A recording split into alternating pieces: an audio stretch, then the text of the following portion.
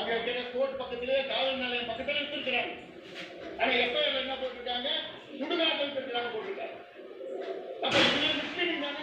அப்ப உங்களுக்கு நியாயமான நேர்மையான ஒரு விசாரணை நடக்குமா? உங்களுக்கு அந்த ஒரு தெருவில் குடிச்ச 23 பேர் இறந்த 23 பேர் அந்த தெருவை சாப்பிடும். அதனால இது முதலமைச்சர் முழு பொறுப்பு எடுத்துக்கணும். எங்களுடைய மருத்துவர் ஐயாவும் சொல்லியிருக்காரு, முதலமைச்சர் பதவி விடணும்னு சொல்லியிருக்காங்க. குறைந்தது இந்த 2 அமைச்சர்களை பதவி விலக்கணும். முத்துசாமி பொறுப்பு அமைச்சர், தேவாலயம் இந்த மாவட்டத்தின் பொறுப்பு அமைச்சர். மது விலக்கை உடனடியாக கொண்டு வாங்க. இதுதானே எல்லாத்துக்கும் காரணம். இதுதானே அடிமட்ட காரணம். இதுதானே எங்களுடைய ஐயா 45 ஆண்டு காலம் போராட்டம் பண்ணி எத்தனை வழக்குகள் போட்டோம்.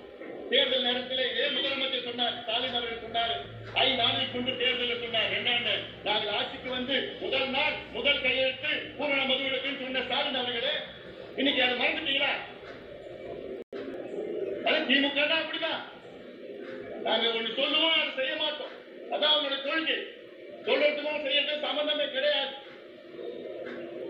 அதனால இது நிச்சயமாக பாட்டாளி மக்கள் கட்சி இது சம்பந்தமாக இன்னும் 1-2 நாட்களில் கடுமையான போராட்டத்தை நாங்கள் நடத்தி கொண்டோம். அதை நாங்கள் அறிவிக்கிறோம்.